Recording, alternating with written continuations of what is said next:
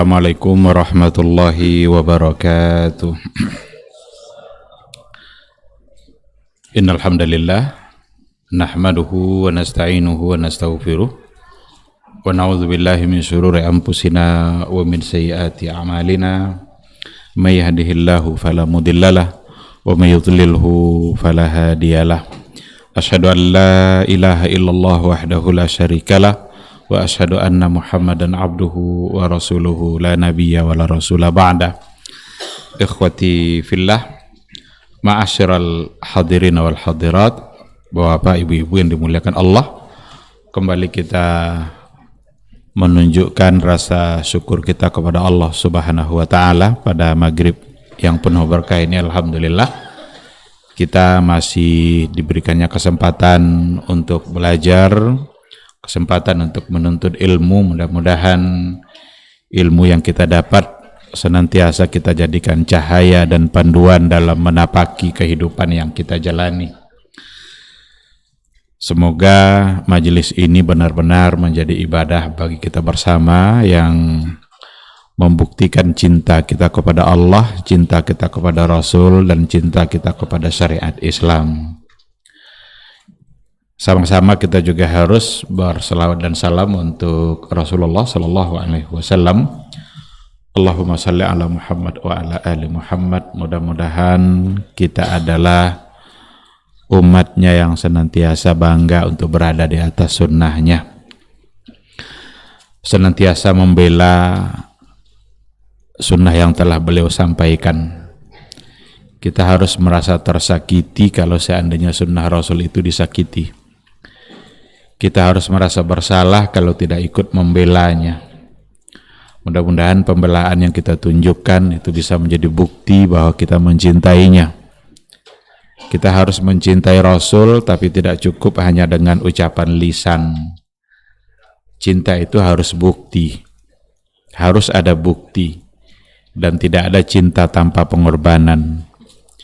Maka berkorban dalam membela Rasulullah sallallahu alaihi wasallam itu merupakan bukti nyata bahwa kita adalah mencintainya. Mudah-mudahan kita semua bisa mendapatkan syafaatnya di yaumal mahsyar. Yauma la yanfa'u malun wala banun illa man atallaha biqalbin salim.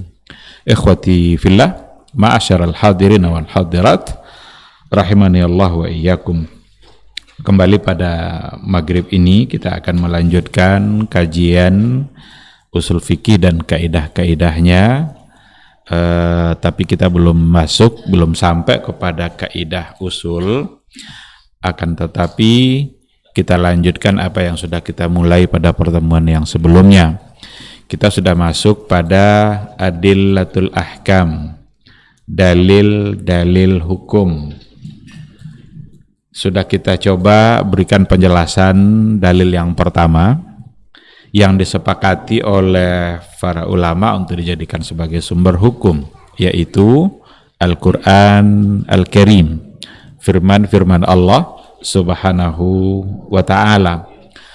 Untuk maghrib ini kita akan coba ambil dalil yang kedua,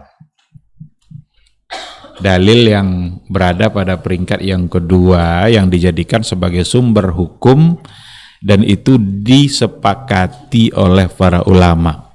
Semua ulama sepakat untuk mengatakan bahwa yang kedua ini adalah sebagai sumber hukum. Apa itu? Yaitu sunnah. Sunnah Rasulullah sallallahu alaihi wasallam. Bahkan para ulama dari sisi tasyri' menempatkan sunnah itu sama kedudukannya dengan Al-Quran. Kenapa demikian? Karena Allah sendiri yang mengatakan terhadap apa yang dilakukan oleh Rasulnya atau apa yang diungkapkan oleh Rasulnya, wa ma yantiqu anil hawa in huwa illa wahyun yuha. Wa ma yantiqu anil hawa. Nabi itu kalau ngomong tidaklah berdasarkan kepada hawa nafsu. Jadi Nabi kalau berbicara tidaklah berdasarkan hawa nafsunya, tetapi beliau berbicara itu didasarkan kepada wahyun yuha, wahyu yang disampaikan, wahyu yang dibisikkan. Oleh karena itu dari posisi tasyri' sunnah itu punya kedudukan yang sama dengan Al-Quran. Mentaati sunnah sama wajibnya dengan mentaati Al-Quran. Mentaati Rasul sama kedudukannya dengan mentaati Allah Subhanahu wa ta'ala. Oleh karena itu, pada tingkatan yang kedua atau pada bagian yang kedua yang menjadi sumber hukum itu adalah sunnah, atau juga kita dengar ada istilah hadis. Maka pada malam hari ini kita coba pahami apakah istilah hadis dengan sunnah itu punya makna yang sama ataukah dia berbeda. Kan ada hadis, ada sunnah, bahkan ada lagi dalam istilah yang lain khabar, ada lagi athar. Nah, ini kan ada kesamaan makna, tapi kita fokus nanti pada kita coba untuk membedakan antara hadis dengan sunnah dalam kaitannya sebagai sumber hukum. Nah, mari kita lihat untuk mengetahui apa itu hadis, apa itu sunnah, apakah sama antara hadis dengan sunnah. Nampaknya memang kita harus melihat dari mana definisi itu datang, siapa yang mendefinisikannya. Karena nanti definisi sunnah itu ada datang dari para ulama hadis, ada juga didefinisikan oleh ulama usul, ada pula nanti sunnah yang didefinisikan oleh ulama fikih. Bahkan ada nanti sunnah yang sebagai lawan dari kata bid'ah. Dan itu punya pengertiannya masing-masing. Secara umum al-muhadditsun, para ulama hadis, ketika mereka lebih fokus pada inventarisir semua yang datang dari Nabi dengan tidak terlalu memfokuskan pada menjadikannya sebagai sumber hukum, maka ulama hadis menyamakan antara hadis dengan sunnah.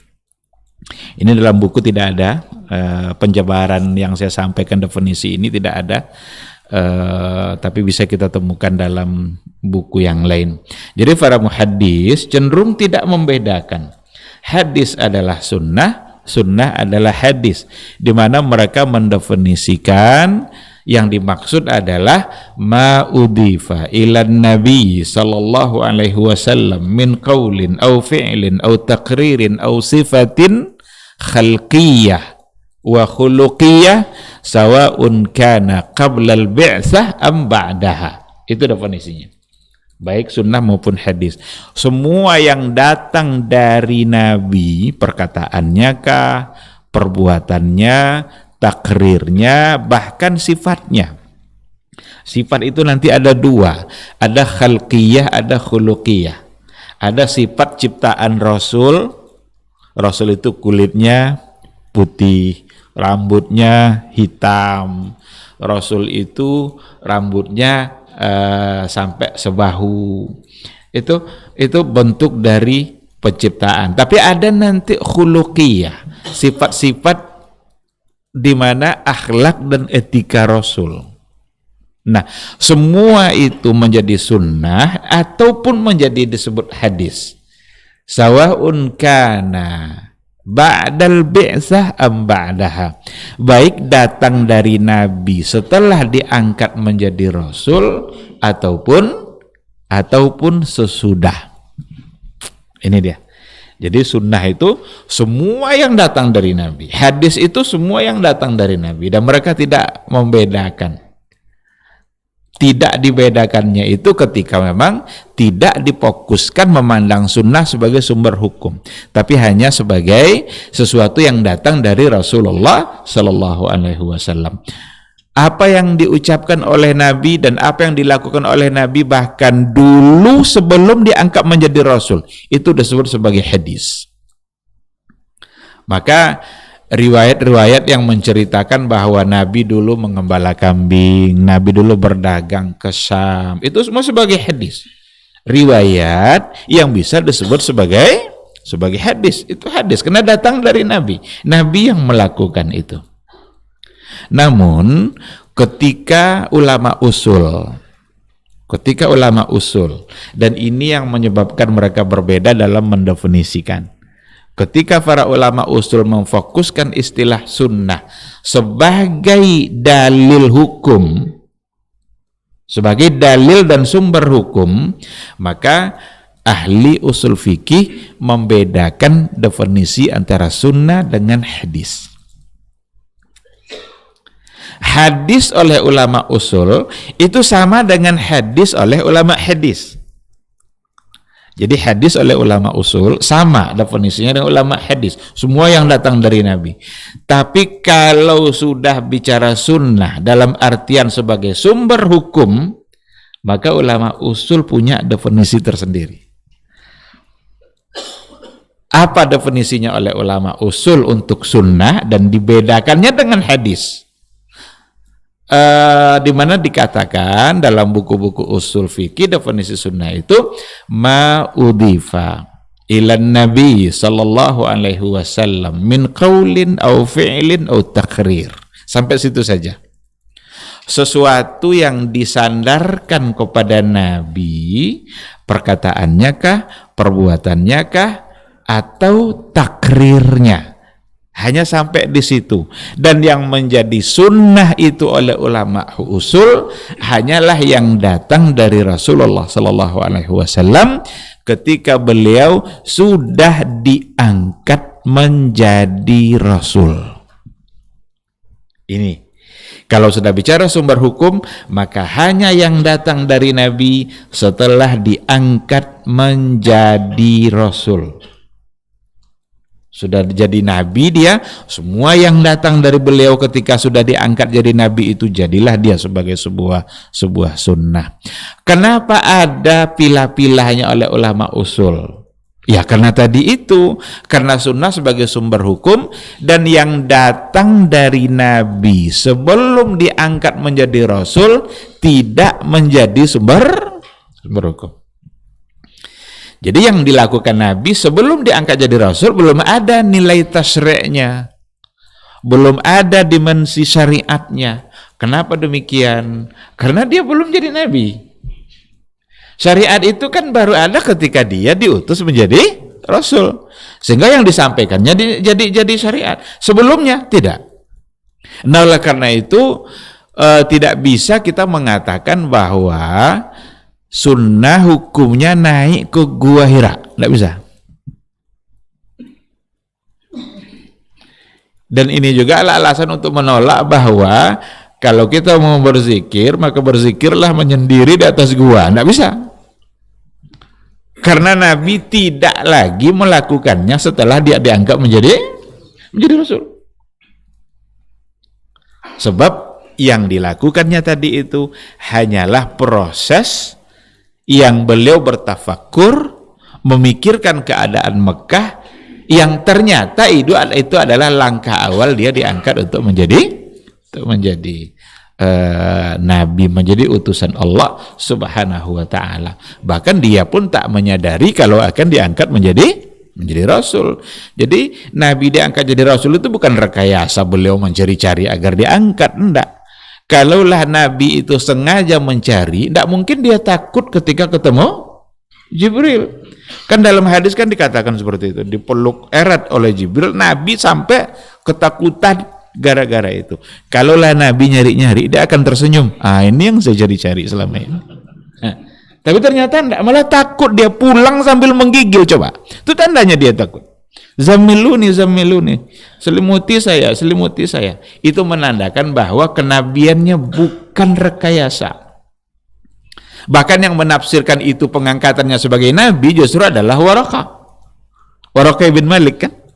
ketika dibawa oleh Khadijah ketemu Nabi Muhammad, dibawa menemuinya, tolong ceritakan ke saya apa yang kamu hadapi. Diceritakan oleh Rasul begini-begini. Waraqah lah yang mengatakan, karena Waraqah adalah orang yang ahlul kitab, dan dia mengerti dengan isi Taurat itu. Dia bilang zakan namus, itu adalah namus yang dulu juga datang kepada Nabi Musa.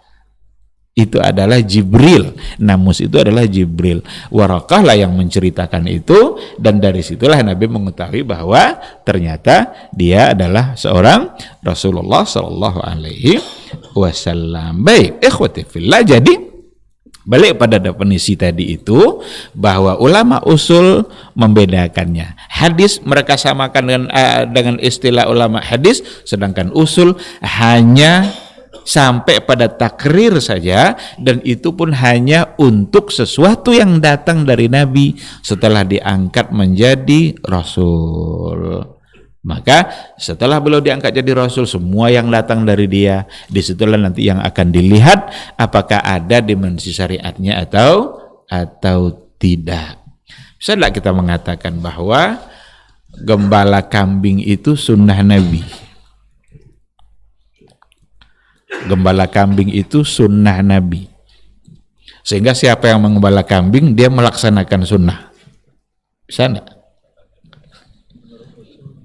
Kalau kita lihat definisi tadi berarti tidak. Tetapi nanti masuk dia kepada anjuran bagaimana umat ini harus melakukan ikhtiar dalam mendapatkan rezeki, yang salah satu caranya adalah tapi untuk mengatakan bahwa itu sebagai sunnah, tidak. Karena Nabi setelah diangkat jadi Rasul, dia tidak pernah lagi mengembala kambing. Nah, jadi begitu definisi sunnah oleh ulama usul. Nanti kita lihat definisi sunnah oleh ulama fikih.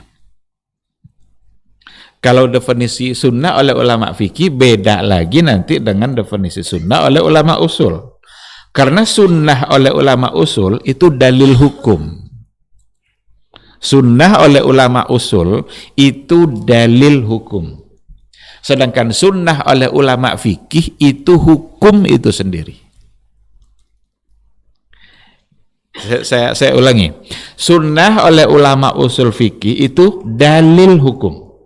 Sedangkan sunnah oleh ulama fikih itu hukum itu sendiri. Maka hukum itu ada wajib, ada sunnah, ada haram, ada makruh, ada mubah. Jadi sunnah itu bagian dari hukum dalam perspektif ulama fikih. Kalau ulama fikih yang bilang ini sunnah berarti hukum, berarti dia tidak wajib. Tapi kalau ulama usul yang bilang ini sunnah, berarti ini adalah sesuatu yang datang dari Nabi yang bisa dijadikan sebagai sumber hukum.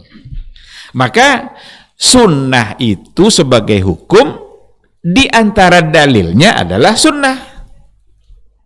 Bisa tidak dipahami itu?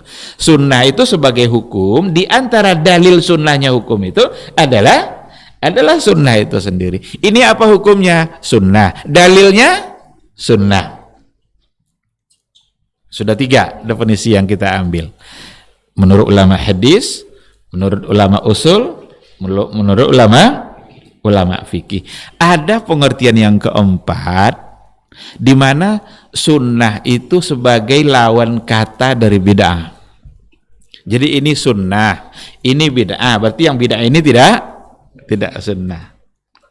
Dia juga bukan sebagai hukum fikih yang 5 tadi itu, tapi dia sebagai lawan kata dari bid'ah, di mana sunnah sesuatu yang datang dari Nabi, sedangkan bid'ah adalah sesuatu yang tidak diajarkan atau tidak memiliki dalil apapun dari Rasulullah Sallallahu Alaihi Wasallam. Yang menjadi kajian dalam usul fikih tentu saja, yang menjadi kajian dalam usul fikih tentu saja sunnah dalam perspektif ulama usul. Sunnah dalam artian ulama usul seperti yang kita katakan tadi adalah dia sebagai dalil dia sebagai dalil-dalil hukum. Nah, disinilah ditempatkan bahwa sunnah itu sebagai dalil hukum yang disepakati oleh para ulama. Bahkan itu merupakan hal yang tidak bisa dipisahkan dari Al-Quranul Karim.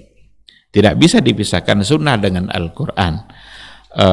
Karena nanti akan kita lihat fungsinya, apa fungsi sunnah terhadap Al-Quranul Karim. Bahkan Imam Al-Auza'i kalau tidak salah, dia pernah mengucapkan bahwa Al-Kitabu ahwaju ila sunnati minas sunnati ilal kitab. Al-Kitab, Al-Quran itu ahwaju ila sunnah, lebih membutuhkan kepada sunnah minas sunnati ilal kitab, daripada kebutuhan sunnah sendiri terhadap Al-Quran. Ini bukan pula ungkapan ini mengatakan bahwa sunnah di atas Al-Quran, enggak. Tetapi melihat dari sisi fungsi sunnah terhadap Al-Quran, memang tidak mungkin kita sempurna memahami Al-Quranul Karim kalau seandainya kita tidak mengambilnya dari sunnah Rasulullah Sallallahu Alaihi Wasallam. Mustahil akan sempurna paham kita terhadap isi Al-Quran kalau kita tidak bawa memahaminya, dalam memahaminya itu sunnah Rasulullah Sallallahu Alaihi Wasallam. Kenapa demikian? Karena di antara Al-Quran itu ada yang datang secara mujmal, datang secara global, sehingga dia perlu penjelasan. Ada yang perlu tafsil dia. Ada yang datang secara mutlak, dia perlu ada batasan-batasan makna. Datang secara umum, sehingga dia perlu untuk ditaksiskan. Maka di antara fungsi sunnah terhadap Al-Quran itu ada 3 nanti. Kita bisa baca dalam buku dan juga dalam beberapa referensi. Setidaknya ada 3 fungsi utama sunnah terhadap Al-Quranul Karim. Yang pertama sekali tentu saja adalah muakkidatu ma fil Quran. Muakkidah itu artinya menegaskan kembali, memperkuat apa yang ada dalam Al-Quran. Haram kata Quran, haram kata sunnah. Halal wajib kata Quran, wajib pula kata sunnah. Tidak akan mungkin terjadi pertentangan. Haram kata Quran, halal kata sunnah. Atau halal kata Quran, haram pula kata sunnah. Mustahil. Tapi sejalan. Ketika dikatakan aqimus shalah wa atuz zakah, dapatlah di situ wajibnya salat dan wajibnya puasa, wajibnya zakat. Diperkuatlah oleh hadis Rasul bahwa salat memang hukumnya adalah wajib, puasa hukumnya adalah wajib. Buniyal Islamu ala khamsin. Islam itu dibangun di atas 5 pilar. 5 pilar ini semuanya ada dalam Al-Quranul Karim. Maka hadis ini menegaskan kembali apa yang sudah dikuatkan hukumnya oleh Al-Quran. Mustahil akan terjadi perbedaan. Kenapa mustahil? Karena datang dari sumber yang sama. Jadi kalau sesuatu sudah datang dari sumber yang sama, mustahil dia akan bertentangan. Inilah dulu yang membuat Raja Habasyah itu meyakini syariat yang dibawa oleh Nabi Muhammad kan diutuslah beberapa orang sahabat yang dipimpin oleh Ja'far bin Abi Thalib untuk hijrah ke Habasyah. Silahkan kalian datang ke Habasyah, di sana ada raja yang tidak pernah ada orang dizalimi di sisi dia. Diujilah oleh Raja Habasyah itu, apa yang dibawa oleh Nabi kalian itu. Habasyah kan tidak pernah ketemu kan? Tidak pernah ketemu. Apa yang dibawa oleh Nabi kalian? Disampaikanlah oleh Ja'far bin Abu Thalib, itu dibacanya yang ada dalam surat Maryam itu tentang siapa itu Nabi Isa, bagaimana mereka meyakini Nabi Isa dia adalah utusan Allah tapi tetap sebagai manusia. Ketika itu dia meyakini ini datang dari sumber yang sama. Karena apa yang dia yakini ternyata masih keyakinan yang benar, yang masih sama dengan keyakinan Nabi. Itu juga lah alasannya kenapa Nabi menyolatkan. Karena Nabi khawatir Raja Habasyah itu belum disolatkan oleh siapapun. Dia meninggal di lingkungan masyarakat dia yang jangan-jangan dia meninggal tahu-tahu belum disolatkan. Berarti dia muslim kan? Karena Nabi ikut menyolatkannya. Maka disolatkanlah secara gaib. Inilah alasan yang dijadikan oleh para ulama untuk melakukan sholat gaib, yang sebenarnya dua kemungkinan dalam memahaminya. Sholat gaib secara umum dan sholat gaib untuk orang yang belum atau dia khawatirkan belum disolatkan. Sekarang kalau ada keluarga kita meninggal di Jakarta umpamanya, sudah ramai orang nyolatkan, masih dianjurkan enggak untuk sholat gaib itu di sini? Ada dua pandangan. Mengambil keumuman hadis tadi, katanya enggak apa-apa, sholatkan saja. Karena Nabi mengerjakan sholat gaib. Tapi oleh sebahagian ditengoknya, kenapa dulu Nabi mengerjakan? Dan hanya itu dalil yang mengatakan Nabi mengerjakan sholat gaib itu, bahwa untuk Raja Najasyi. Yang lain tidak. Berapa banyak sahabat yang meninggal di wilayah lain tapi Nabi tidak mensolatkan. Ini bentuk-bentuk yang adanya perbedaan di dalam memahami. Dan tidak ada riwayat yang lain yang mengatakan bahwa Nabi sengaja untuk menyolatkan untuk orang yang secara gaib, untuk orang yang sudah disolatkan. Bahkan justru kebalikannya yang ada. Apa kebalikannya? Ketika ada nenek-nenek yang meninggal, yang bersih-bersih masjid, ditanya sama Nabi, mana nenek yang biasa bersih masjid kemarin? Sudah meninggal ya Rasulullah. Kenapa tidak kalian kasih tahu saya? Kata mereka, kami khawatir mengganggu kamu. Sekarang tunjukkan ke saya di mana kuburnya. Pergi Nabi ke kuburnya dan disolatkannya di kuburnya. Seandainya memang gaib itu dianjurkan secara umum, tidak perlu Nabi ke kuburnya. Nabi cukup bersab-sab di masjid lalu menyolatkannya. Tapi bagaimanapun itu adalah ikhtilaf di kalangan para ulama. Sebagian memaknai keumuman hadis tadi sehingga dibawanya kepada sholat gaib secara umum. Tapi sebagian melihat sisi ilat yang ada pada pelaksanaan itu. Baik, kembali kita ke sunnah tadi. Jadi yang pertama muakkidatu ma fil Quran. Sedangkan yang kedua, fungsi sunnah terhadap Al-Quran bukan sekedar menegaskan, bukan sekedar muakkid, tapi mubayyinatu ma fil Quran, memberikan penjelasan terhadap isi kandungan Al-Quran. Inilah yang kita sebut tadi, dan ini yang banyak, memberikan penjelasan terhadap isi kandungan Al-Quran. Ketika Allah Subhanahu wa ta'ala memerintahkan kita sebagai hambanya untuk mengerjakan ibadah sholat, kita tidak menemukan rincian pelaksanaan sholat itu secara detail di dalam Al-Quran. Apa yang harus kita baca dalam sujud? Itu ada pada hadis Nabi. Perintah sujudnya ada dalam Al-Quran. Perintah rukuknya ada dalam Al-Quran. Warka'u ma'ar raki'in. Rukuklah bersama orang-orang yang rukuk. Ini jangan dipelesetkan ini. Saya pernah mendengar orang, Masya Allah, terlalu berani, tapi mungkin bercanda gitu. Ini untuk Al-Quran, jangan bercanda. Apa diartikan warka'u ma'ar raki'in? Merokoklah bersama orang-orang merokok.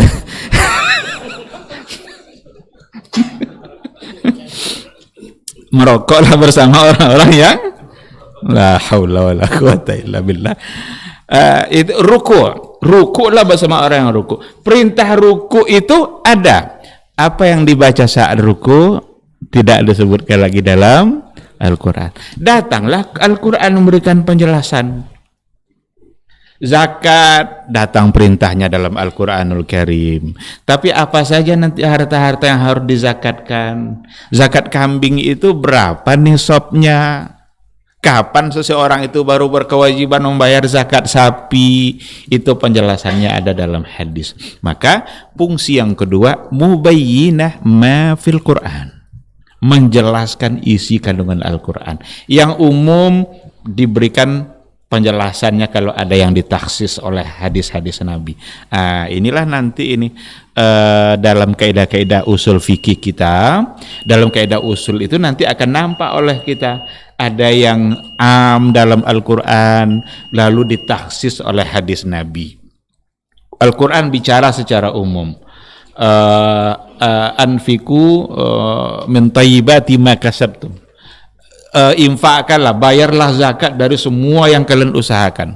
Ada wa mimma akhrajna lakum minal ard, keluarkan zakat dari apa yang kami tumbuhkan untuk kalian dari bumi. Tapi apakah semua yang kita tanam ada zakatnya atau tidak? Ada enggak zakat bunga hias? Atau ada takhsis? Ada enggak zakat sayur mayur? Jadi keumuman ayat tadi itu kan umum tadi itu kan, keluarkanlah zakat dari apa yang kami tumbuhkan untuk kalian. Bukankah ini juga yang ditumbuhkan? Kita tanam lalu tumbuh. Yang ditumbuhkan Allah lalu berbuah. Tapi ketika datang hadis, maka bisa di antara hadis itu memberikan taksis mana yang tidak berkewajiban untuk dibayarkan zakatnya. Maka dengan adanya hadis la zakata fil khudrawat, tidak ada zakat pada sayur mayur, berarti mentaksis keumuman ayat yang tadi menyuruh untuk mengeluarkan zakat apa yang kita tanam. Nah, itu di antara contoh. Baik, karena waktu Isya sudah masuk, kita lanjutkan setelah menjawab suara azan insyaallah. Ketahuilah bahwa ketika kita mengikuti sebuah majelis ilmu, itu sesungguhnya Allah sedang memberikan kepada kita sekian banyak fadilah dan keutamaannya. Karena sungguh sangat mulia orang-orang yang berada di majelis ilmu. Orang-orang yang berada di majelis ilmu adalah orang-orang yang akan dimudahkan baginya jalan menuju surga Allah. Dalam hadis dikatakan oleh Rasulullah sallallahu alaihi wasallam, "Man salaka tariqan yaltamisu fihi ilman, sahalallahu lahu tariqan ilal jannah." Barang siapa yang menempuh satu jalan di mana tujuannya adalah untuk mendapatkan ilmu, maka Allah akan mudahkan baginya jalan menuju surga.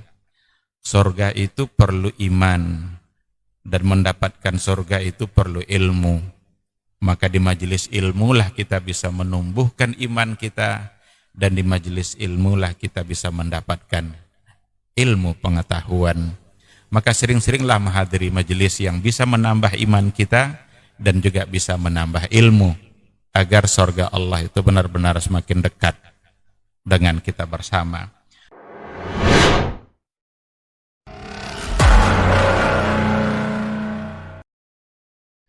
Majtama'a qaumun fi baitin min buyutillah yatluna kitaballah wa yatadarasunahu fima bainahum illa nazalat alaihimus sakinah wa ghasyiyatuhumur rahmah wa haffat bihimul malaikah wa dzakarahumullahu fiman indah. Tidaklah suatu kaum duduk di salah satu rumah Allah membaca ayat-ayat Allah dan sama-sama mempelajarinya, kecuali turun kepada mereka as-sakinah, ketentraman dan kenyamanan. Wa ghasyiyatuhumur rahmah, dan mereka diliputi pula oleh rahmat, kasih sayang dari Allah Subhanahu wa taala. Wa haffat bihimul malaikah, dan mereka pun dikelilingi oleh para malaikat, karena malaikat suka majelis-majelis zikir dan ilmu.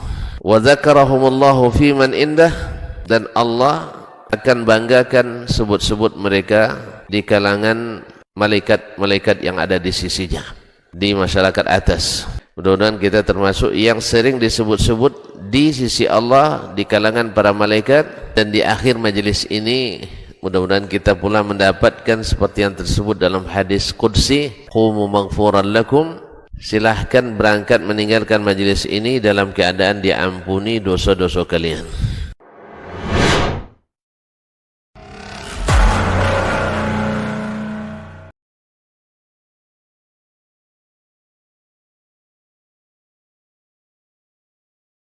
Menuntut ilmu syar'i, maka sungguh dia sedang berjalan di jalan ilmu, dan itu akan memudahkannya untuk menuju surga Allah Subhanahu wa taala.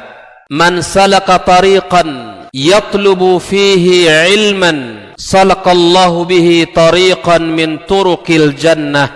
Barang siapa yang menempuh sebuah jalan yang ditempuhnya adalah jalan menuntut ilmu, maka Allah akan mudahkan jalannya untuk menuju surga Allah Subhanahu wa taala. Orang yang berangkat ke masjid untuk menuntut ilmu syar'i dianggap sebagai jihad fi sabilillah. Nabi alaihi salatu wassalam bersabda, "Man dakhala masjidana hadza," barang siapa yang memasuki masjid kami ini, yakni Masjid Nabawi, liyata'allama khairan, untuk belajar atau mempelajari kebaikan, au yu'allimuhu, atau dia mengajarkan kebaikan, kal mujahidi fi sabilillah, adalah seperti orang yang berjihad di jalan Allah. Mudah-mudahan kehadiran kita di rumah Allah yang mulia ini, tujuan kita hanya satu, untuk mencari ridha Allah tabaraka wa ta'ala. Mudah-mudahan ilmu yang kita pelajari, ilmu yang memberikan keberkahan, yang menerangkan jalan kita dan senantiasa menjaga kita di jalan Allah Subhanahu wa taala.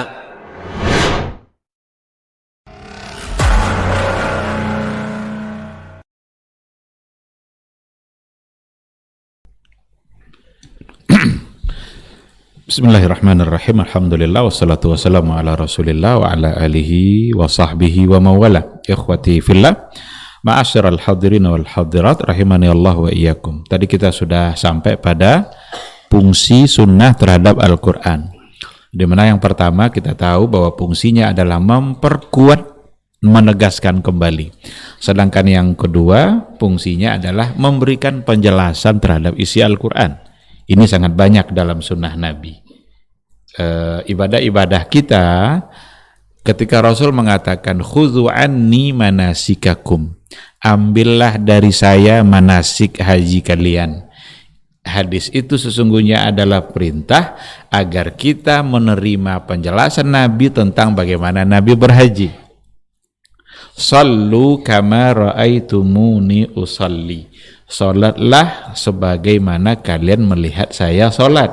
Hadis itu adalah perintah agar kita mengambil penjelasan Nabi tentang pelaksanaan perintah salat dalam Al-Quran. Maka kita tidak boleh untuk memberikan cara-cara yang lain selain kembali memang kepada apa yang diperintahkan oleh Rasulullah SAW, karena beliaulah yang memberikan penjelasan untuk Al-Quran itu sendiri. Begitu juga pada ibadah-ibadah yang lain. Fungsi yang ketiga, nah ini yang ketiga ini walaupun diperselisihkan oleh para ulama, tetapi khilaf mereka itu lafzi, formalitas, mereka sepakat sebenarnya. Di mana dikatakan bahwa Rasulullah SAW itu bisa mendatangkan hukum yang belum termaktub di dalam Al-Quran. Jadi kalau kan menegaskan, menjelaskan, dan mendatangkan hukum baru. Nah, ini oleh jumhur ulama bisa seperti itu. Kenapa bisa? Karena dia adalah utusan Allah. Dia sebagai utusan Allah yang sah, yang resmi, maka dia bisa menetapkan hukum meskipun belum disebutkan hukum itu di dalam Al-Quranul Karim. Di antara contoh yang disampaikan oleh para ulama dalam persoalan ini adalah haramnya memakan hewan-hewan yang bertaring dan berkuku tajam. Itu di antara contoh yang oleh para ulama, hukum itu hanya ada pada hadis Nabi dan tidak ada pada Al-Quranul Karim. Dengan adanya hukum baru yang disampaikan oleh Nabi yang tidak ada dalam Al-Quran, membuat atau menjadikan Islam itu benar-benar sempurna dengan Al-Quran dan Sunnah itu. Jadi Quran dan Sunnah dua hal yang memang tidak bisa dipisahkan sama sekali. Seandainya ada kelompok yang disebut hari ini dengan mungkirus sunnah, mengingkari sunnah. Ada kelompok ingkar sunnah. Ini sangat tidak bisa diterima. Alasan mereka, kalau kita tidak berhati-hati, kadang bisa kita yakini juga. Apa kata mereka? Bukankah Al-Quran itu sudah sempurna? Bukankah di antara tabiat Al-Quran itu la tanqadi ajaibu, tidak habis-habis keajaibannya.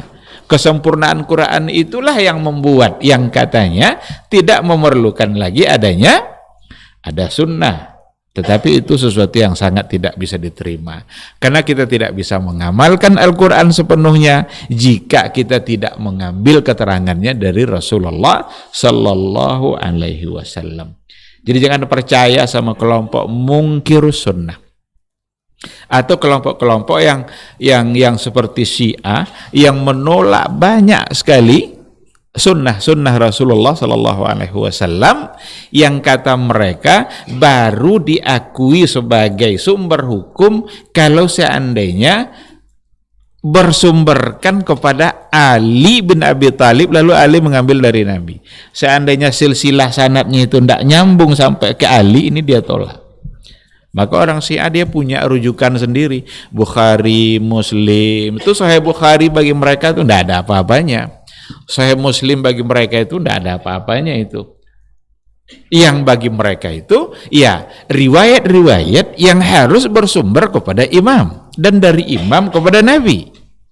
Yang dalam hal ini imam tertingginya adalah Ali bin Abi Thalib. Jadi kalau tidak nyambung ke Ali katanya tidak bisa. Nah ini sesuatu yang juga harus diwaspadai. Karena kalau begitu nanti betapa banyak riwayat-riwayat hadis, betapa banyak sunnah-sunnah Rasul yang akan tertolak hanya karena sanadnya tidak berujung kepada Ali bin Abi Thalib. Pasti akan tidak bisa diterima. Padahal ulama ahlus sunnah, ulama Islam itu sudah sepakat bahwa sesungguhnya kitab yang paling sahih setelah Al-Quranul Karim adalah Sahih Al-Bukhari. Itu disepakati. Baik, sekarang kita coba balik ke definisi tadi untuk melihat pembagian sunnah. Tadi definisi usul yang kita pakai tadi itu kan qaulin au fi'lin au takrir. Berarti ada 3 sunnah itu. Sunnah yang menjadi sumber hukum itu dibagi kepada 3. Ada yang namanya sunnah qauliyah, ada yang namanya sunnah fi'liyah, dan ada yang namanya sunnah takririyah. Ini saya kira sesuatu yang sudah menjadi ilmu bagi kita bersama, tinggal kita ulang-ulang saja. Sunnah qauliyah itu semua bentuk perkataan yang bersumber dari Nabi. Biasanya salah satu di antara cirinya adalah sahabat yang meriwayatkan itu mengatakan sami'na atau sami'tu. Kalau sudah dikatakan sami'na oleh sahabat, berarti itu adalah perkataan Rasulullah Sallallahu Alaihi Wasallam. Salah satu contohnya ya hadis yang sangat masyhur itu, yang sangat terkenal itu, datang dari Umar bin Al-Khattab radhiyallahu anhu. Apa katanya? Sami'tu Rasulullah sallallahu alaihi wasallam yaqul. Saya mendengar Nabi sallallahu alaihi wasallam berkata. Apa yang didengarnya? Innamal a'malu binniyat. Maka jadilah dia disebut sebagai sunnah qauliyah. La yu'minu ahadukum hatta yuhibba li akhihi ma yuhibbu li nafsi. Enggak sempurna iman seseorang di antara kalian sampai dia mencintai saudaranya sama seperti mencintai dirinya sendiri. Sunnah qauliyah. Kenapa qauliyah? Karena qaulun Nabi. Karena Nabi yang mengucapkan. Oleh karena itu, apa yang diucapkan oleh Nabi itu nanti akan menjadi sumber hukum. Apa yang dilahirkan hukum dari perkataan Nabi itu menjadi legal secara syariat karena memang qaulun Nabi itu sebagai dalil hukum. Nah ini yang pertama. Yang kedua disebut sebagai sunnah fi'liyah. Sunnah dalam bentuk perbuatan Nabi. Nah kalau sunnah dalam bentuk perbuatan, sahabat tentu tidak bilang sami'na atau sami'tu. kami dengar atau saya dengar, tetapi mereka akan ucapkan ra'aina atau ra'aitu. Saya lihat atau kami lihat. Atau kalaupun tidak ada kata ra'aina ra'aitu itu, ya ada di antara sahabat yang meriwayatkan bahwa Nabi melakukan itu. Berarti itu sunnah fi'liyah. Dan itu sebagai sumber hukum yang harus kita taati. Karena di situ ada tasyri'. Nah, apa contohnya? Ketika ada riwayat yang mengatakan bahwa Rasul itu kalau sholat dia yasjudu ala sab'ati a'dha. Rasul itu sujud di atas 7 anggota sujud. Itu qauliyah apa fi'liyah? Fi'liyah, perbuatan Nabi. Karena Nabi melakukan itu. Nabi kalau sujud dalam sholatnya, sujudnya itu berada di atas 7 anggota tubuh. Ada wajah, ada 2 telapak tangan, ada 2 lutut, dan ada 2 jari jemari kaki kiri dan kaki kanan. Jadilah dia 7. Ada sahabat bertamu ke rumah, Rasul bertamu ke rumah sahabat. Nabi ucapkan salam. Setelah Nabi salam 3 kali, Nabi tidak mendengarkan jawaban. Lalu dia pulang. Ketika dia pulang, ini berarti ada sebuah sunnah di situ. Dan itu sunnah fi'liyah. Apa sunnahnya? Apa fi'liyah Nabi di situ? Bahwa kalau seandainya minta izin kita sebagai seorang tamu 3 kali, lalu kita tidak mendapatkan izin, maka pulang. Karena Nabi pulang. Jangan memaksa nanti. Udah berkali-kali di assalamualaikum kan, enggak juga diizinkan atau enggak juga dijawab, maksa lagi ingin masuk, jangan, pulang saja karena sunnahnya seperti itu. Nah, ini bisa kita bawa persoalan ini ke masalah kontemporer.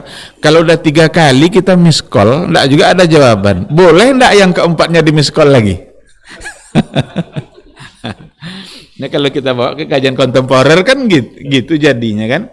Miss call itu kan kita sama dengan ingin mengucapkan salam, tapi belum terucap salamnya kan, baru bunyinya aja. Nah, jadi yang tadi itu sunnah fi'liyahnya. Maka Nabi pulang, dia Nabi yang melakukan itu. Nah, ternyata ketika Nabi balik belakang ingin pulang, adalah sahabat yang buka pintu itu. Ya Rasulullah, ayo masuk, saya ada di dalam. Kaget Nabi, kenapa kamu tak jawab salam saya?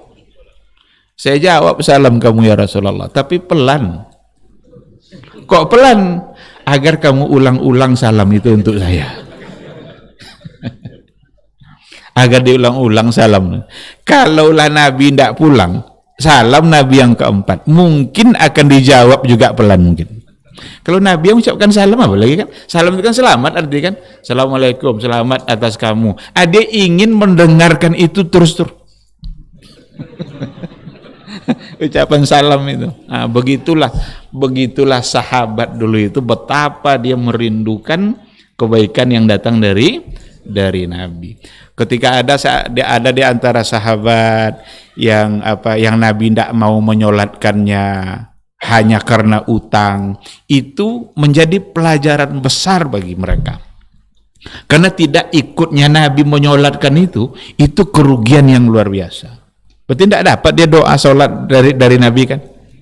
Nah, maka tidak ada yang mencoba untuk meninggalkan hutang lagi setelah itu. Karena khawatir nanti Nabi tidak ikut mensolatkannya. Yang tadi itu salam yang ingin diulang-ulang oleh Nabi untuk dia. Dijawabnya tapi pelan agar diulang. Baik, itu fi'liyah. Namun nanti ada penjelasannya oleh para ulama bahwa fi'liyah itu, fi'lun Nabi itu tidak selamanya mengandung dimensi hukum. Jadi ada di antara perbuatan-perbuatan Nabi di mana tidak langsung di dalamnya ada tasyri'. Kalau dalam bukunya Syekh Muhammad Ibn Saleh Al-Utsaimin ini, Al-Usul min Ilmil Usul, beliau membagi perbuatan Nabi itu menjadi 5. Jadi tidak semuanya yang mengandung sumber hukum. Ada di antara perbuatan Nabi yang beliau sebut ma fa'alahu bimuqtadal jibillah, sesuatu yang memang menjadi jibillah Rasul, itu sesuatu yang menjadi kebiasaan keseharian dia, makannya, minumnya. Nabi itu kalau makan daging kambing dia suka makan yang bagian mana gitu, itu jibillah namanya. Hal-hal yang seperti itu nanti tidak ada hukum tasyri' dalam zatul fi'il itu, karena belum mengandung perintah kan. Itu merupakan sesuatu yang kebiasaan yang dilakukan oleh Rasulullah dan dia suka untuk itu. Jadi kalau adalah orang hari ini tidak suka dia daging kambing, bisa tidak kita katakan dia melanggar sunnah? Kamu Nabi aja suka, masa kamu tidak, kamu melanggar sunnah? Bisa? Enggak, karena persoalan makan minum itu bukan sesuatu yang berdimensi tasyri'. Baru ada tasyri'nya nanti kalau masuk padanya perintah. Makanlah pakai tangan kanan, itu sudah mulai ada perintah, jadi sunnah dia. Tapi makannya itu sendiri, yes, sesuai selera, ya kan? Ada orang yang tidak mau, ada orang yang sangat suka makan itu. Nah, jadi dibagi-bagi memang. Ada yang mafa'alahu bihasabil adah. Ini lebih kurang sama dengan yang tadi. Nabi melakukannya sesuai dengan al-adah, kebiasaan dia, seperti dia berpakaian. Dulu kan pernah kita contohkan bagaimana Nabi, Nabi kalau berpakaian dia suka untuk menggunakan baju yang warna putih. Memang itu menjadi kebiasaan dia. Sampai di situ itu memang belum ada unsur tasyri'nya gitu. Kalau sudah ada masuk perintah nanti yang hubungannya dengan putih itu baru ada tasyri'nya. Apa contohnya? Nabi itu suka pakai pakaian yang putih tadi kan. Lalu Nabi mengatakan, kafanilah jenazah kalian dengan kain yang berwarna putih. Ini kalau sudah ada perintah berarti naik peringkat perbuatan tadi, tidak lagi menjadi sekedar kebiasaan, karena sudah diperintahkan oleh Rasulullah Shallallahu Alaihi Wasallam. Cuma perintah itu nanti memang akan bertingkat-tingkat juga. Ada yang sampai ke tingkat haram, ada yang sampai ke tingkat wajib, tetapi ada yang tidak sampai ke tingkat wajib. Itulah nanti perlunya kaidah di dalam memahami itu.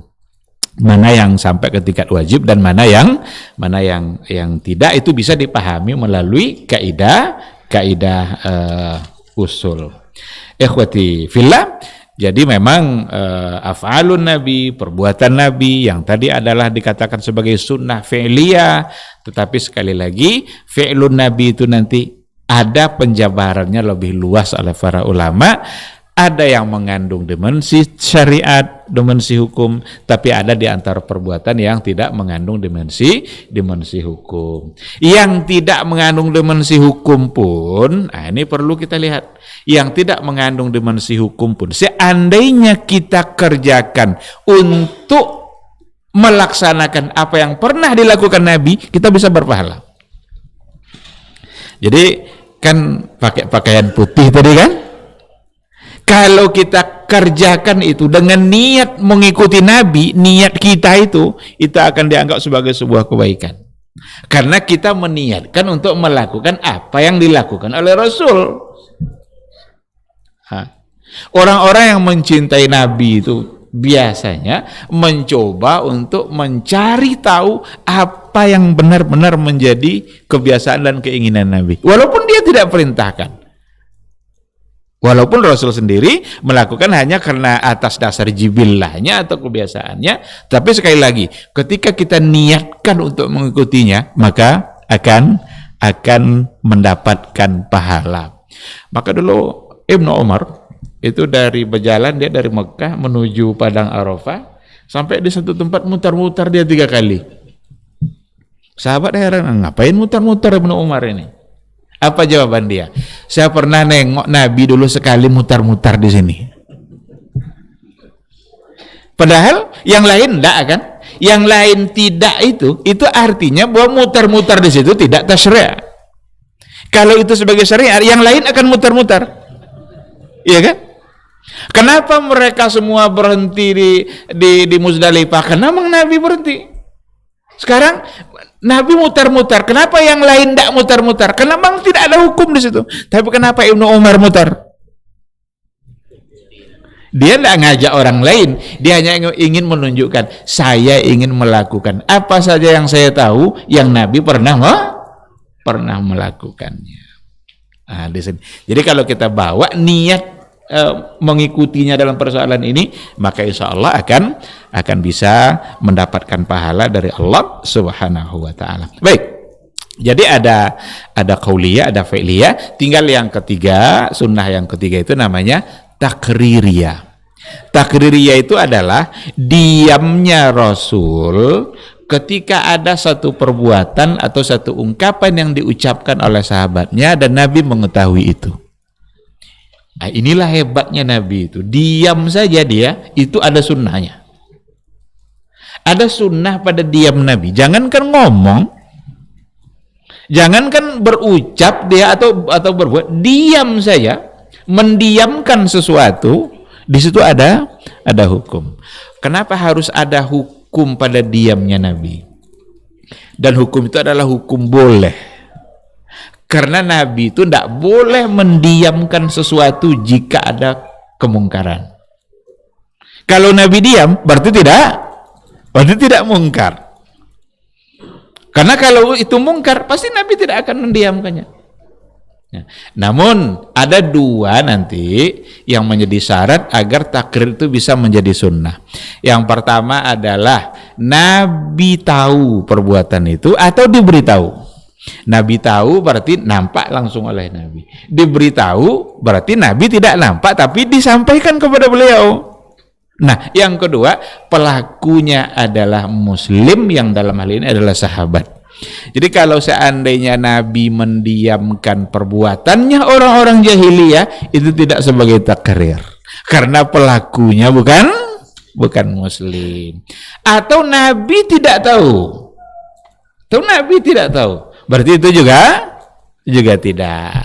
Tapi ada menarik disampaikan oleh Syekh Utsaimin di sini, seandainya Nabi tidak tahu perbuatan itu dilakukan, tapi tidak datang larangannya dari Al-Qur'an, tetap bisa menjadi hujjah. Jadi Nabi tidak tahu nih, tidak bisa disebut sebagai sunnah takririyah, tetapi tidak turun larangannya dari Al-Qur'an, itu bisa menjadi hujjah. Yang dicontohkan oleh beliau dalam buku ini itu kunna na'zil wal Qur'anu yanzil. Dulu kami melakukan azal dan Quran masih diturunkan. Azal itu kan ada istilah azal itu ya, berhubungan suami istri tetapi mengeluarkan spermanya tidak di dalam farjinya istri tapi di luar. Bolehkah itu? Berdasarkan kepada hadis ini kunna na'zil wal Qur'anun yanzil, maka itu dibolehkan. Itu tidak disebut sebagai takrir, tapi itu perbuatan sahabat tapi tidak turun larangannya dari Al-Qur'an. Maka kata Syekh Utsaimin, seandainya tidak ada pelarangannya dari Quran tetap bisa dijadikan sebagai hujjah. Jadi balik kepada yang tadi itu, takrir berarti Nabi tahu dan pelakunya haruslah seorang sahabat yang memang beriman kepada Allah dan beriman kepada Rasulullah Sallallahu Alaihi Wasallam. Takrir di sini bisa dengan diam atau bisa dengan adanya indikasi. Jadi bisa diam aja Nabi atau dengan adanya indikasi. Indikasi itu seperti senyum, ya kan? Nabi mendengar sesuatu lalu Nabi senyum. Contohnya, salah satu contoh itu yang ada dalam buku usul, diantaranya adalah apa yang dilakukan oleh Amr ibn al-As. Amr ibn al-As itu dalam perjalanan peperangan, dia memimpin peperangan itu, namanya Ma'arakatu Zatis Salasil. Karena musim dingin, mereka berhenti, sudah malam berhenti. Mimpi pula dia saat tidur itu, harus mandi wajib. Sementara musim dingin. Tidak mandi dia, hanya bertayamum dia pula imam. Ada yang protes, sahabat protes. Kok kamu cuma bertayamum, kan ada air. Sampai di Madinah dilaporkan kepada Nabi. Dipanggillah oleh Rasul Amr ibn al-As tadi. Ya Amr, itu cerita tadi benar enggak tuh? Benar ya Rasulullah. Kenapa kamu lakukan itu? Apa jawaban Amr ibn al-As? Saya ingat firman Allah. La taqtulu anfusakum. Jangan kamu bunuh diri kamu sendiri. Saya takut kalau saya mandi, lalu saya mati dan saya melanggar ayat ini. Tersenyumlah Rasulullah SAW tanpa menjawab apapun.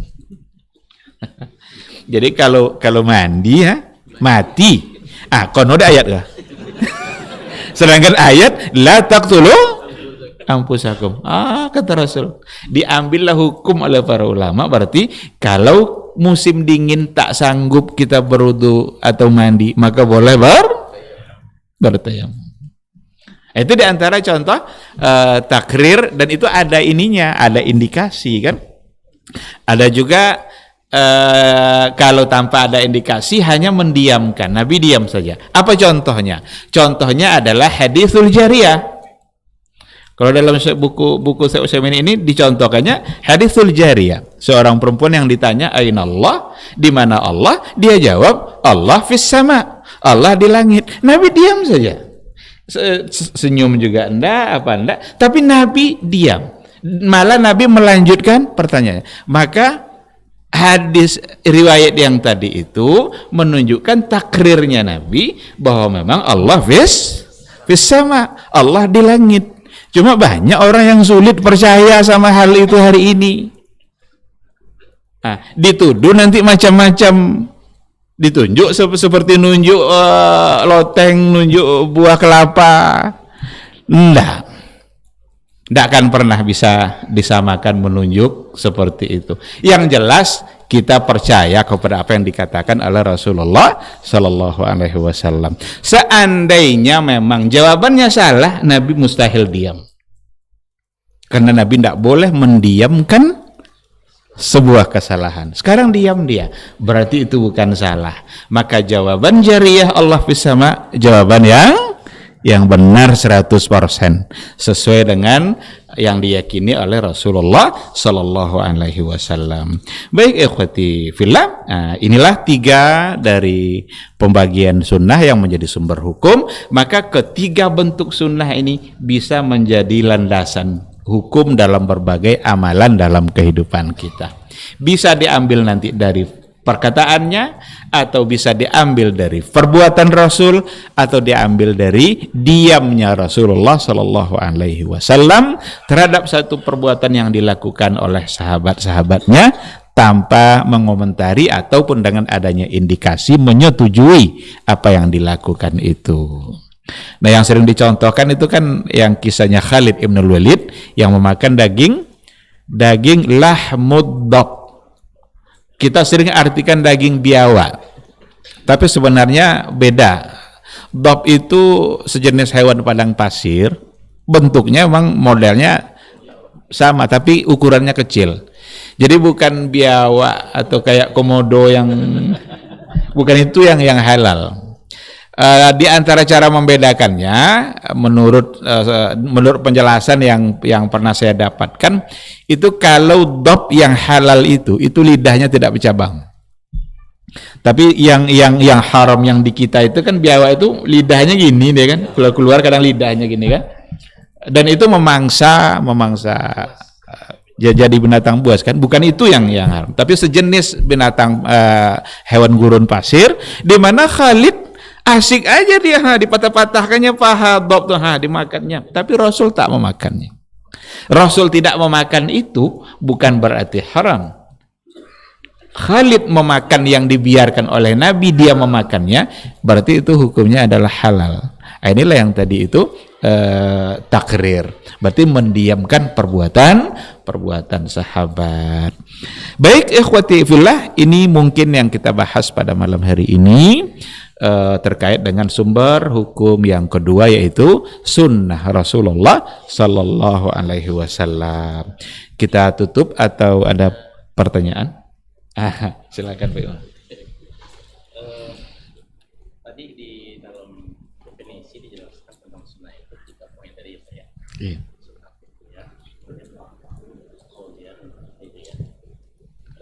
Kemudian kami tadi membaca di dalam Sahih. Beliau membahas masalah sesuatu yang ditinggalkan oleh Nabi SAW.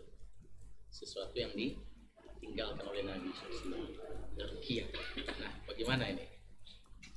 Iya. At-tarku itu ada sekarang sudah mulai dicoba digali lebih dalam ketika Nabi meninggalkan sesuatu. Dan itu nanti ada beberapa kemungkinan. Nabi meninggalkan sesuatu pada saat memang perlu dan dibutuhkan untuk dilaksanakan, tapi Nabi meninggalkan. Nah, ini nanti akan menjurus kepada sesuatu yang tak boleh kita buat gitu, harus kita tinggalkan juga. Padahal Nabi mungkin untuk melakukannya, bahkan juga diperlukan, tapi Nabi tidak melakukannya. Apa contohnya? Kalau kita mau sholat subuh itu kan ditandai dengan azan. Berarti azan itu pertanda sholat. Sekarang boleh enggak kita azan sebagai tanda sholat hari raya? Sebelum Idul Fitri itu azan dulu, datang orang setelah itu. Boleh enggak? Enggak boleh. Nabi meninggalkannya. Padahal pada saat itu juga memungkinkan untuk dilaksanakan, bahkan dibutuhkan juga, karena ini juga sholat. Jumat umpamanya, dengar oleh kita kan, bahkan langsung ada dalam Quran azannya Jumat itu kan. Nah sekarang kita bawa pada Idul Fitri umpamanya, tidak boleh. Nah meninggalkan yang seperti ini yang jadi berperkara nanti kalau kita coba buat. Tapi ada hal-hal yang Nabi meninggalkan karena memang belum dibutuhkan, belum diperlukan. Banyak hal-hal yang dulu oleh para sahabat dulu itu tidak mereka perlukan gitu. Mereka sudah langsung bisa memahami gitu. Bahkan pembagian hukum mana yang wajib, mana yang sunnah pun dulu mereka enggak butuh itu kan. Tetapi oleh para ulama dicoba bagi-bagi hukum itu, ada yang wajib, ada yang sunnah, ada yang makruh, ada yang haram. Karena bagi sahabat dulu ketika datang perintah dari Nabi, mereka tidak mandang hukum. Mereka tidak mandang hukumnya. Kalau datang perintah dari Nabi, kalian begini, ini wajib nih Rasul, nggak ada tuh. Yang ada adalah keinginan mereka untuk langsung melaksanakan. Generasi belakangan mulai membeda-bedakan. Ini ada perintah Nabi nih. Bahkan ada ayat-ayat atau hadis-hadis tentang hijab pun, tentang jilbab pun. Kadang wajib enggak jilbab nih? Ada orang bilang jilbab tidak wajib. Nah, jadi ditinggalkan oleh Nabi karena memang pada saat itu tidak dibutuhkan. Nah, ketika sudah dibutuhkan, ada kemungkinan untuk diberikan atau diadakan, tetapi tentu saja tidak berhubungan nanti dengan zatul ibadah atau dengan ainul ibadah.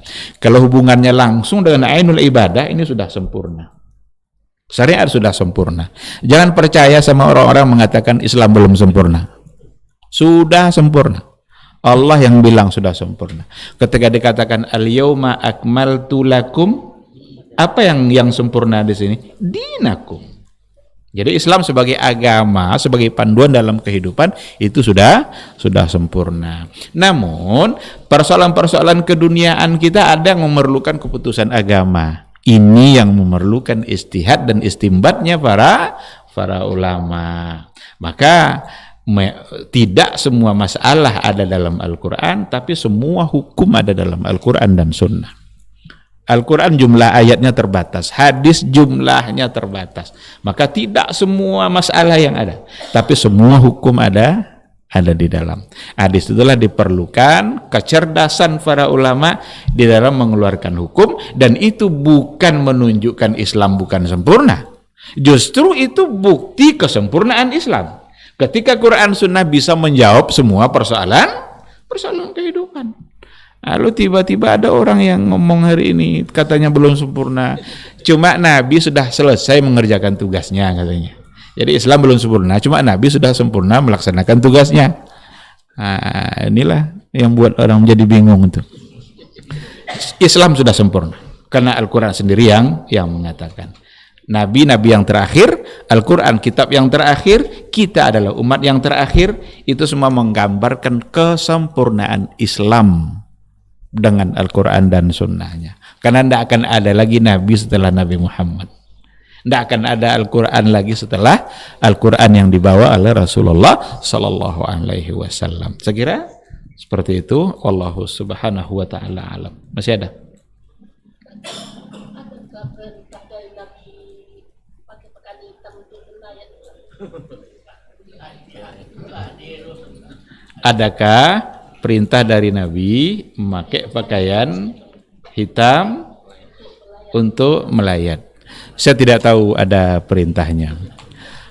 Pakai pakaian apa saja, yang penting dalam melayat itu bukan pada pakaiannya. Iya.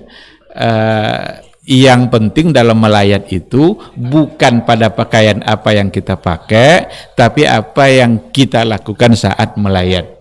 Maka yang diatur oleh Rasul itu kalau kita lihat hadis-hadisnya itu adalah apa yang harus kita lakukan saat melayat. Nabi memberikan bimbingan. Apa contohnya? Kalau kalian melayat, ucapkanlah yang baik-baik terkait dengan dia, jangan sebut-sebut keburukannya. Kenapa demikian? Fa innal malaikata tu'amminu ala ma taqulun. Karena sesungguhnya para malaikat mengaminkan apa yang diucapkan. Maka kalau kita melayat, sebut yang baik-baik saja. Ini bapak inilah dulu yang nolong saya pas lagi lewat, bocor ban saya, dia berhenti, dia yang nolong saya. Jangan sebut-sebut buruknya. Ini dulu kami kuliahnya dia curi catatan saya ini. Sampai sekarang belum balik, entah mana letak catatan saya. Jangan itu yang diungkap. Jangan yang buruk-buruk. Nanti malaikat aminkan kan? Kalau kita sebut yang baik-baik, diaminkan oleh malaikat, nanti bisa menjadi amal baik bagi dia. Maka tak disebut-sebut di situ tuh pakaian hitam atau apa. Cuma kadang ada di sebahagian, mungkin menjadi tradisi. Hitam tuh kan lambang oleh sebagian kan bentuk kesedihan atau apa gitu. Tapi kalau dibawa kepada bimbingan agama, tentu kita memerlukan adanya dalil, adanya landasan. Kita pakai pakaian apa saja silahkan. Jangan gara-gara kamu kenapa ndak ikut kemarin, ndak ada baju hitam. Kenapa ndak ada baju hitam? Jangan. Baju putih ke apakah dan lain sebagainya. Justru ketika dikatakan Nabi suka pakai baju putih, itu tanpa membeda-bedakan apakah saat musibah atau tidak. Wallahu subhanahu wa ta'ala a'lam. Baik, masih ada? Kalau tidak, silakan. Fadhal.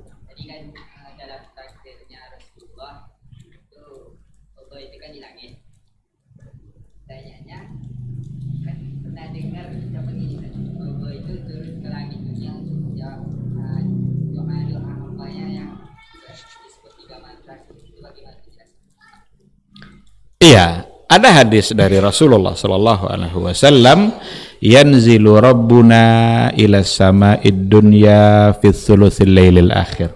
Rabb kita turun ke langit dunia di setiap sepertiga malam.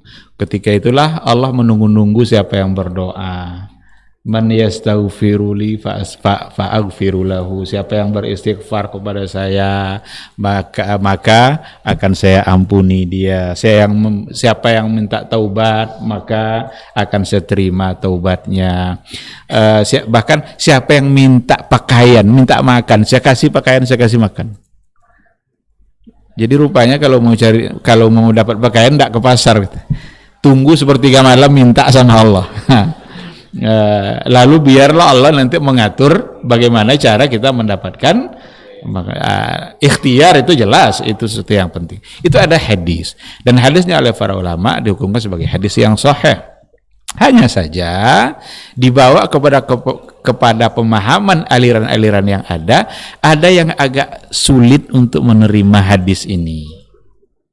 Kesulitannya itu ketika dibawa kepada sudah dikiaskan nanti kerja Allah kepada kerja-kerja makhluk, ini akan kesulitan kita. Sangat sulit.